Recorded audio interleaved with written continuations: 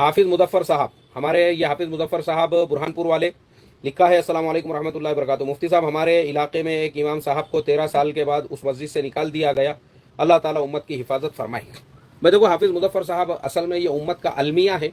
तो हमारे इमाम लोगों ने, मैं हर वीडियो में इमाम लोगों को यही बोलता हूँ, जैसे कल का मेरा वीडियो था, वो 3 चंदा करने वालों को यहाँ पुलिस ने गिरफ्तार कर ली। लोगों ने बोले बांग्लादेशी आतंकवादी आ गए बोले, और उनको पुलिस के हवाले कर दिए। वो इलाज कराने को दवाखाने में गए। उसका रीज़न क्या है? क्योंकि हमारे इमाम, हमारे उलामा बेचारे जो मदरसों में पढ़ते हैं ना, उनको पूरे प्लानिंग के साथ में उनको अंधभक्त बना के रखा जाता है कि वो पूरी जिंदगी हजरत हजरत हजरत करते रहे। ये चीज़ मुझे जो है ना, आज से 25 साल पहले, जब मेरी उम्र 20 साल थी, मुझे जब ही समझ में आ गया था, तो मैं जब ही सीधा हो गया। मैं बोला नहीं रे भाई, ये जितने हजरत है ये सब फन फजरत है। ये सब अपनी अपनी टपरियां लगा के बैठे हुए हैं, सिवाय पेट भरने के ये कोई धंधा नहीं कर रहे। अपने को इमामत करना है ना, इमामत के साथ कुछ कारोबार शुरू करो। उसके बाद मैंने अपना कारोबार शुरू किया, टोपियाँ, किताबें, इतर, और फिर मैंने पढ़ाई शुरू किया। 2 बच्चे पैदा होने के बाद मैंने 10वीं का इम्तिहान दिया, ग्रेजुएशन किया, कंप्यूटर, सॉफ्टवेयर वगैरह वगैरह सीखा। आज मैं अल्हम्दुलिल्लाह अपनी जगह जो वेल सेटल हूँ, इमामत के साथ, बच्चों को पढ़ाने के साथ, दीनी लाइनों के साथ में। उसका रीज़न यही है, 25 साल पहले ही हम ये सारे मक्र और फरेब को समझ गए थे। हमारे मौलाना लोग जितने भी इमाम हैं, मैं 1000 बार बोल चुका हूं, तुम खाली अपने कपड़ों की इस्त्री को देखोगे, इतर की बाटली को देखोगे, और लोगों के मुसाफे और मुलाकात, और ये सोचोगे फलाने हाजी साहब मेरी बहुत इज्जत करते हैं। वो आपकी इज्जत नहीं करते हैं। वो आपको कैसा यूज करने का, इस्तेमाल करने का है ना, बस उसके लिए आपके साथ में मिठे मिठे है वो। तो अपन ने अपने इमामत के जमानों में ही अपने कोई धंधे कारोबार शुरू करके रखने का, मस्जिद का मोहताज रहने का ही नहीं।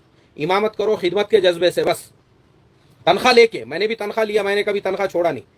लेकिन अपने को कभी तनख्वाह अपनी रुक गई ना मस्जिद से, तो अपन ने किसी के मोहताज नहीं रहना। ये दिमाग में से निकालो कि मैं इमाम साहब हूं तो मैं ये धंधा कैसे कर सकता हूं, मैं वो कारोबार कैसे कर सकता हूं, लोग क्या सोचेंगे, लोग क्या बोलेंगे, लोगों के नातकू लगेंगे, तुम कुछ नहीं कर सकते। तुम्हारे बच्चे, मुझे गुजरात के एक शेखुल हदीस है, उन्होंने बोले मेरे बेटे को जो है वो हाफिज है, कारी है, आलिम है, आप उसको अगर कहीं बाहर मुल्क में भेज सकते हो तो भेजो, वो रिक्शा चलाता है। अब मुझे आप बताओ, शेखुल हदीस साहब जो है वो खुद अपने बेटे को कहीं पे वो नहीं कर सके, तो तुम्हारे मेरे जैसों का क्या हाल होगा। मसले है हमारे हाफिज मुज़फ़्फ़र साहब।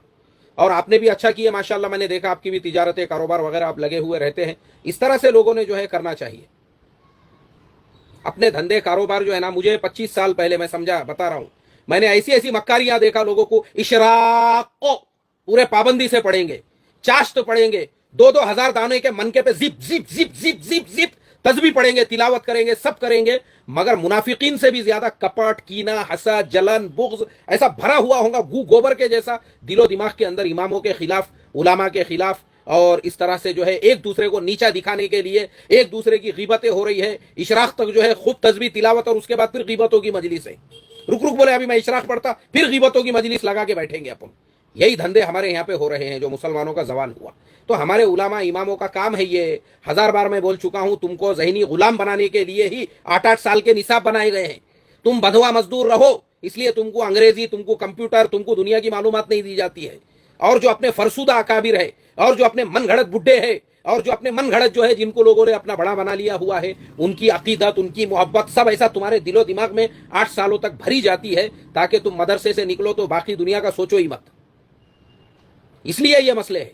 13 साल की इमामत के बाद अगर किसी इमाम को निकाला गया है, तो मैं समझता हूं इमाम साहब ने भी पहले से ही अपना कोई धंधा, कारोबार, बिजनेस, मैं क्या बोलता हूं, अपने आप को ऐसा बनाओ ना, हम किसी हाजी साहब, पाजी साहब, पादरे साहब, हगरे साहब, डुक्कर साहब, सुअर साहब, खिंजीर साहब के मोहताज ना रहे। बल्कि वो डुक्कर को, वो हरामखोर को अगर जरूरत पड़े ना, आप उसको चंदा दे सको, ऐसा आप अपने आप को बनाओ।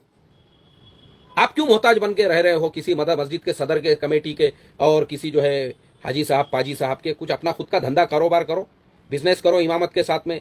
वरना ये जो है ना, आपका इस्तेमाल होगा। जब देखेंगे आपकी क़िरत, मेरे उस्ताद को 30 सालों की इमामत के बाद निकाल